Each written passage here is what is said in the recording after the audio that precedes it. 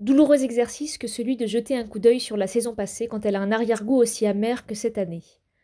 Une saison en demi-teinte, en qualité comme en quantité.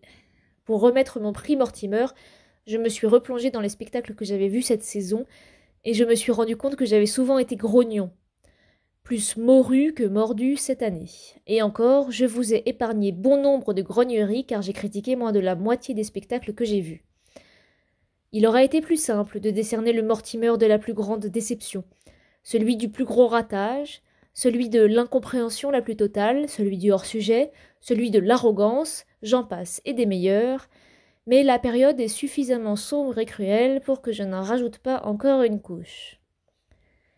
Je vais donc décerner le prix Mortimer du spectacle dont j'attendais beaucoup et qui m'a donné encore plus, à une troupe à qui je souhaite remettre le prix de l'incarnation la plus spectaculaire, à un metteur en scène qui pourrait recevoir le prix de celui qui ne nous décevra jamais, dans un théâtre qui s'apprête à recevoir le prix de la succession la plus compliquée.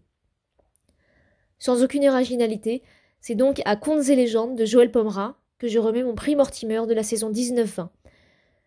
Ce qui est assez particulier chez Pomera, c'est que l'exceptionnel est toujours de mise, et pourtant, on ne s'y habitue pas.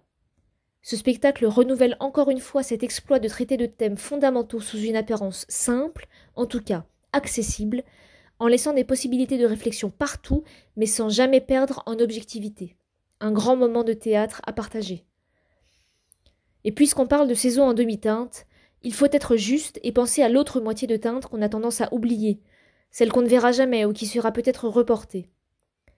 Difficile pour moi de choisir dans un agenda plutôt bien rempli jusqu'à mi-juillet quelle était la pièce la plus attendue, mais je pense que ma journée du 25 juin, celle où j'aurais dû enchaîner le Pata Musical de Serge Bagdasarian et le partage de midi de la mise en scène de Yves Bonnen, le tout au théâtre Marigny accueillant exceptionnellement la troupe de la Comédie Française, va sonner bien vide.